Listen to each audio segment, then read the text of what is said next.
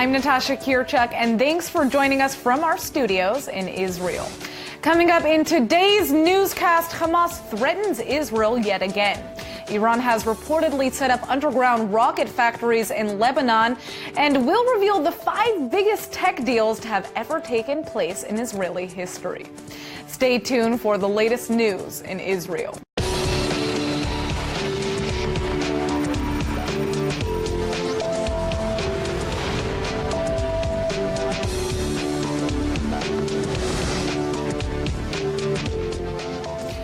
Gaza has been under a blockade by Israel and Egypt since it was overtaken by Hamas a decade ago. It's all to keep weapons and other contraband from reaching the hands of the Islamist terror group, which is committed to Israel's destruction. And now one of the terror group's most radical leaders is threatening that there will be an explosion of violence if conditions aren't improved. Fatih Hamad is a senior official at the Hamas Political Bureau who's listed on the American Global Terrorist List. He's now demanding the blockade be eased or there will be an explosion from Palestinians in the West Bank and Gaza. Hamad claims signs of this movement are already being seen, and there has been a recent uptick in attacks emanating from both territories.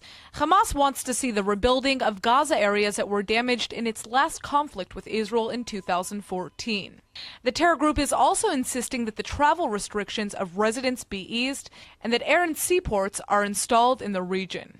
Israel's actually considering the building of an artificial island off the enclave's coast that would house both facilities. They could be carefully monitored while also providing Gazans with greater access to the outside world. It's long been Jerusalem's policy that many of the bans would be lifted if the terror group would stop using imported materials to build up its arsenal and retract its vow to destroy the Jewish state. Since seizing control of Gaza in 2007, Hamas has killed hundreds of Israelis in 3 major conflicts, launched thousands of missiles, and carried out suicide bombings and other terror attacks. Meanwhile, the most recent flare-up of violence in the West Bank is being directed at veteran Palestinian President Mahmoud Abbas. Activists are demanding that he immediately step down from power and cease all security cooperation with Israel. The seat of the Palestinian government in Ramallah has been rocked by protests over the past 2 days. The outcry was sparked over the trial of 6 local men on illegal weapons charges, one of whom was killed when he shot at Israeli forces trying to arrest him last week. A riot erupted outside of the courthouse, and PA security forces reportedly beat back demonstrators and journalists with clubs. They also used live fire to disperse angry crowds during related protests near Bethlehem. The protesters are demanding the Abbas government seize its security coordination with Israel against Islamic militants. They're also calling for an end to the 1990s Oslo Accords, which is a cornerstone of the Israeli-Palestinian peace process. In recent years, the Palestinian leader's descent in popularity polls has been matched with his rising intolerance of dissent. Dozens of people are said to have been detained after peaceful protests over the past 6 months.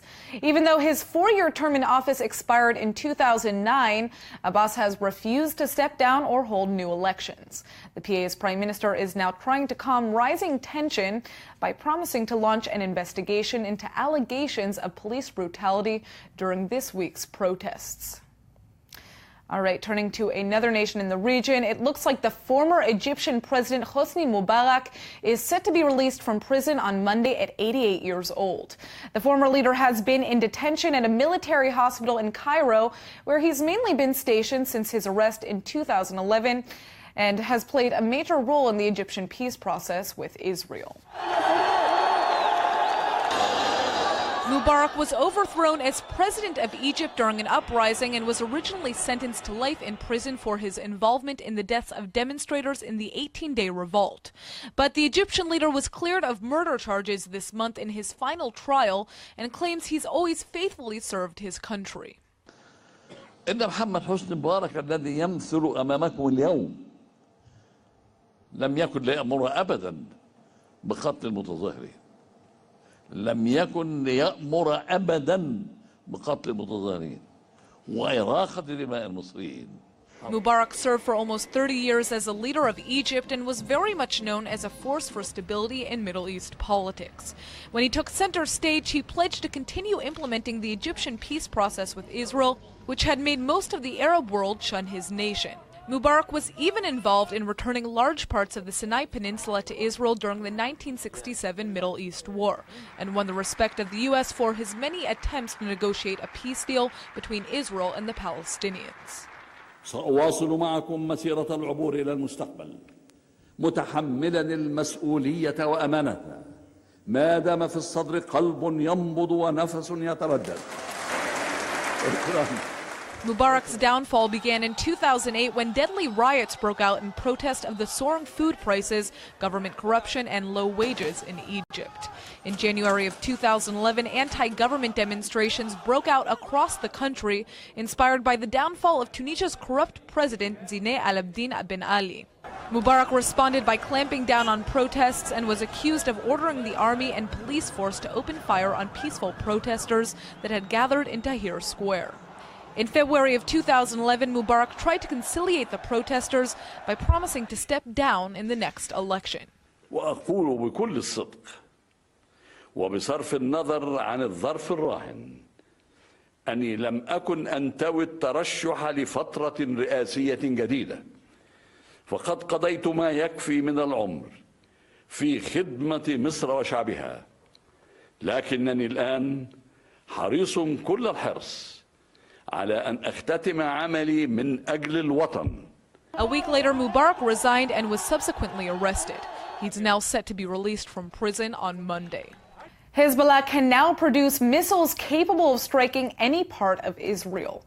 That's a claim from Iran's defense minister amid fresh reports that the Islamic Republic has been building weapons factories in Lebanon specifically for the terror group.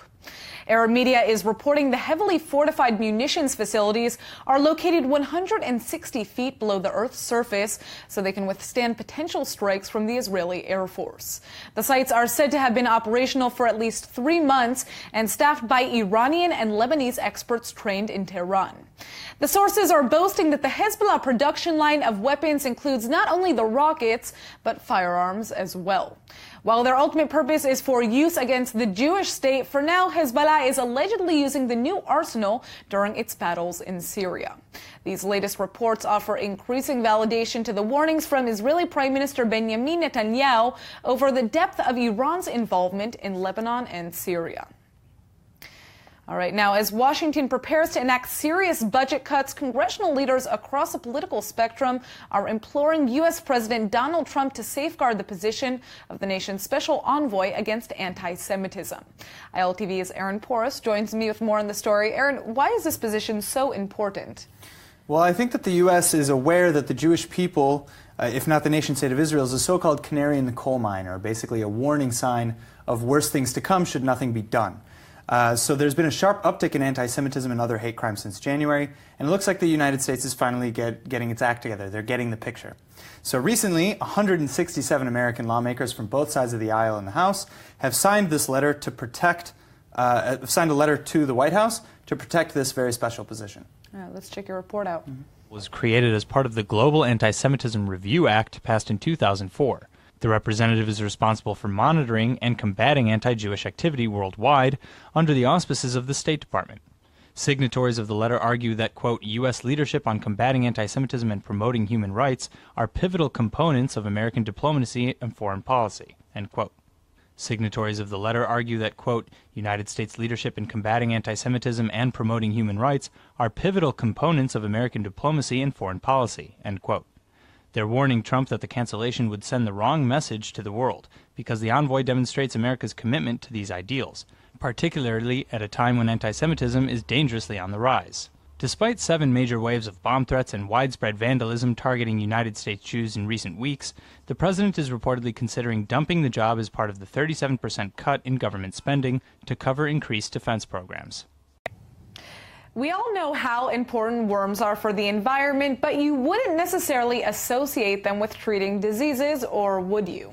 Well, joining me in the studio today is Professor Yehuda Schoenfeld, who's actually using the little creatures to treat autoimmune diseases. Thanks so much for joining us. Welcome. All right, doctor. So, as I've learned, almost 1 in 7 Americans suffer from autoimmune diseases, which are the second highest cause of chronic illness, correct? It's correct. There are 80 different autoimmune diseases which affect almost every and each organ in our body. And what are autoimmune diseases? Can you kind of break that down in easy terms for those of us who don't know much about it? Yes, we have a defense mechanism, which is the immune system. The function of the immune system is to prevent invasion of foreign creatures or agents like viruses or bacteria. Like in the army, when we have a friendly fire, sometimes there are mistakes. And if you have an overreacting immune system, it may turn its weapon toward our own organs or tissues. And these are autoimmune diseases. Can you give us an example of an autoimmune disease? If it affects the brain, it's multiple sclerosis. Okay. If it affects the joints, it's called rheumatoid arthritis. And if it affects many organs in our body, the name is systemic lupus erythematosus. Now, you guys have used a specific type of worm to help treat autoimmune diseases. Can you tell us about that? What does that mean? Right. The facts are that geographically, wherever there are helminths, there are no autoimmune diseases. Wherever Hell means worms. Worms. Yes. Helminths means worms. So wherever you have malaria, you have no lupus. So the idea was to harness this idea and to treat patients with worms. Namely, to give them living worms to eat like macaroni. No way. All right, so... And yes. It was done. 12 women with multiple sclerosis have consumed these living worms, and they had no attacks of multiple sclerosis. But it is disgusting. Therefore, they came with the idea, so let's use the eggs of the worms. And this is a transparent fluid, 2 milliliters. You drink it, and it was used. And those who consumed these eggs of worms had no attacks, which we call exacerbations of autoimmune diseases. Wow. But then the eggs hatch, and the worms come from behind. And it's also disgusting. So then the next stage was to ask yourself what the worm secrete to ameliorate and to protect you from this overreacting immune system. And this is the revelation. So what is the worm doing? The worm is a parasite. Right. He or she nests in our intestine. They are like the tax officer. They live on your account, but they don't want to kill you because they enjoy it. They are parasites. But they have a problem. They have to protect themselves from the immune system of the host, of the human being. Wow. Therefore, they have to secrete some substances which will modulate the immune system, telling the immune system, listen, I'm not so bad, be calm or calm down. And that's the idea that we would like to do with patients with autoimmune diseases. So now my question for you is, what does this drug or treatment look like once you've used these molecules? Are these pills that patients are taking? I mean, because I'm assuming at this point it's not just eating worms anymore, correct? Correct. No disgusting feeling anymore. No more yuck factor. You can take it as a pill, and you can take it as an injection, subcutaneously. And I'm assuming the trials have gone very well, correct? Not very well, marvelous. Marvelous. So we believe if so far it works in 3 models of autoimmune disease, knowing the pathogenesis, what happened in other diseases, that it will work in all other 80 autoimmune diseases. Well, it seems like you guys have created something, or at least, figured out how to use worms in a way that's going to treat so many diseases. And like we said before, so many people suffer from autoimmune diseases. So this is a huge, huge discovery. Thank you so much for coming in. Thank you very much for hosting me. Thank you. Okay, thieves in Tunisia almost made off with an extremely rare Torah scroll, but were caught by the authorities just in the nick of time. African country's National Guard apprehended a smuggling network after being tipped off about the attempted theft of the 15th century Jewish treasure. The cell suspected of planning to take the scroll to an unnamed European country. The Torah is considered the holiest book in Judaism.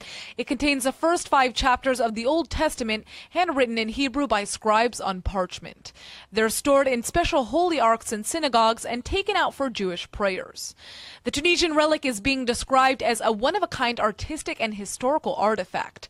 Jewish roots in Tunisia can be traced back to the 7th century before the Common Era. Around 100,000 lived in the country around the time the Muslim state gained independence in 1956. Many immigrated to Israel or elsewhere, and now there's only a tiny community of around 1,500 Jews still living there. Team Israel hit its first bump at this year's World Baseball Classic by suffering its first defeat to the Netherlands at the Tokyo Dome. The blue and white team had its sights on reaching the last four, especially after their impressive 4-1 victory over Cuba on Sunday. But their 12-2 loss to the Dutch has now dipped the Israeli underdog score to 1-1 in the Pool E of the tournament. Until now, the team's been deemed the Cinderella squad, but their manager has admitted that the players may have momentarily dropped the crown. Now, we didn't pitch very well, so we didn't deserve a better fate necessarily. We made behind too many counts and too many non-competitive pitches with hitters ahead in the count, and I think we probably got pretty much what we deserved there.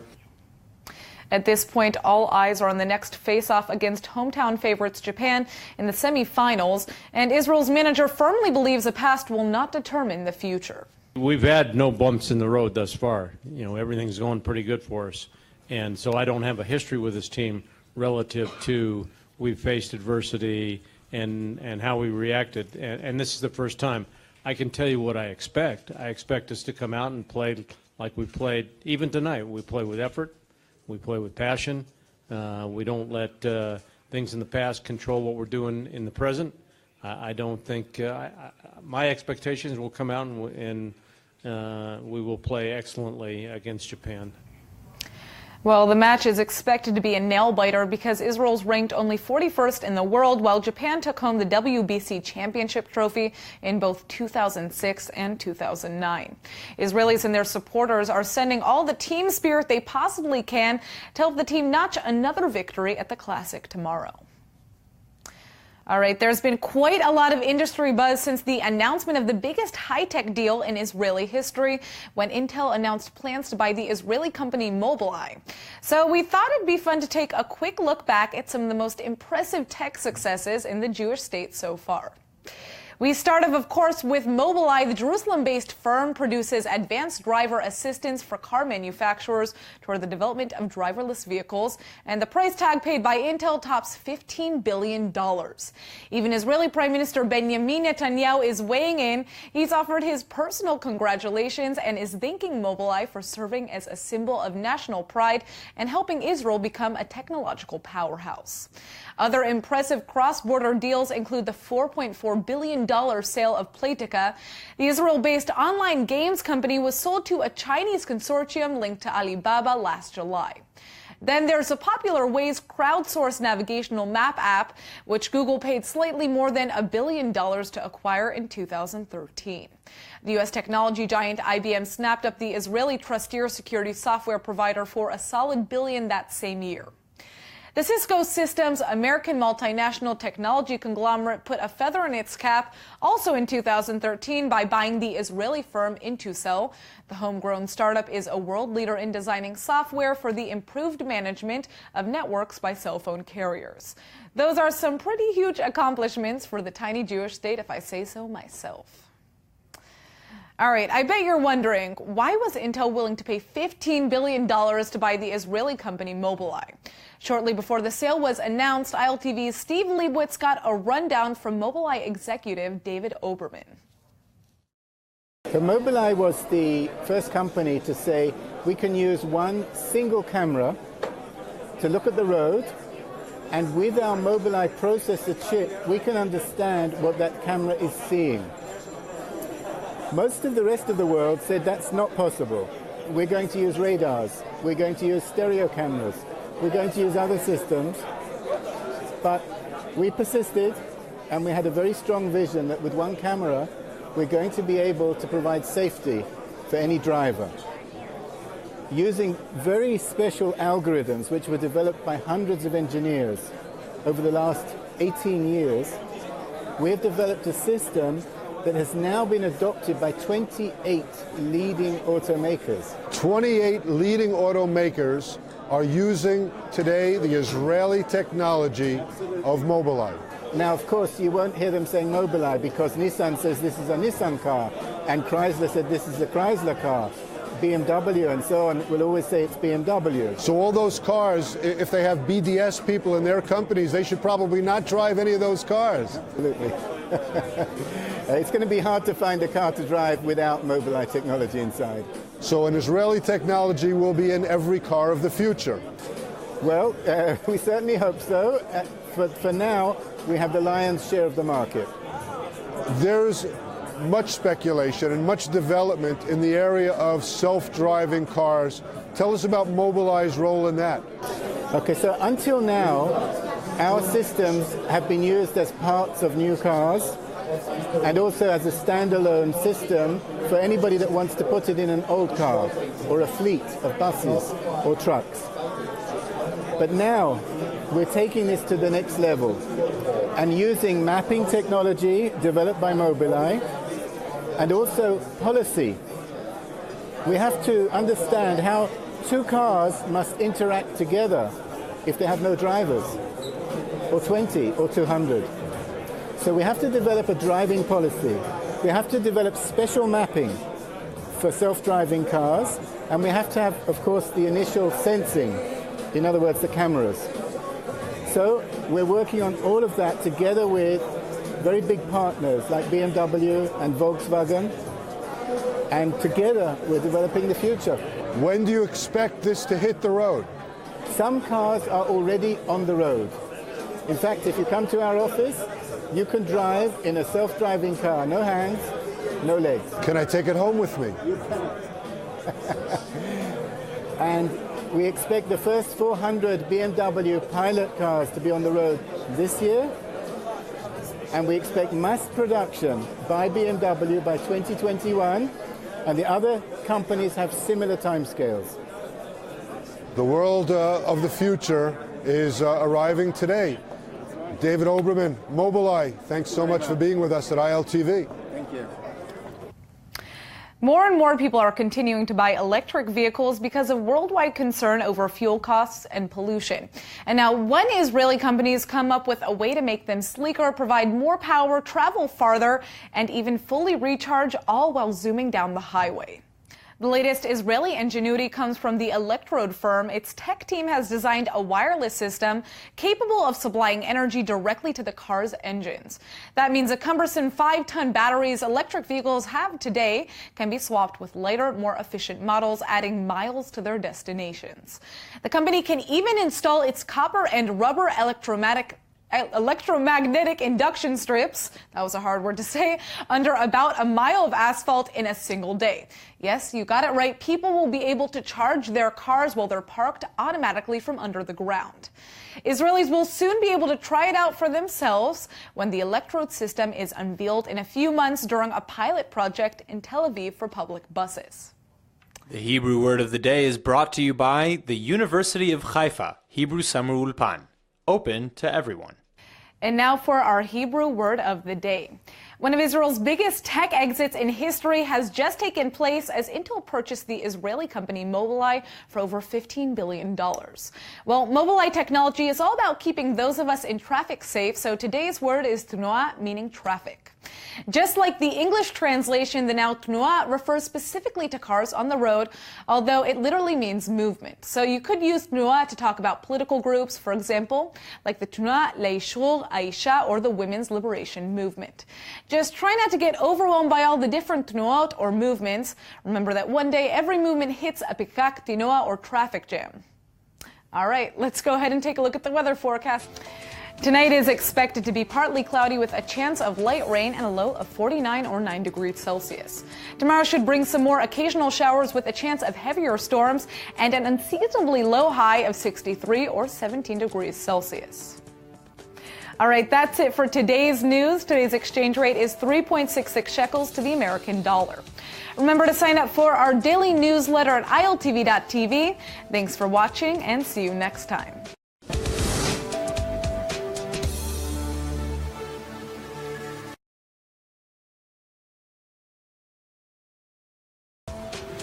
I'm Natasha Kirchuk, and thanks for joining us from our studios in Israel.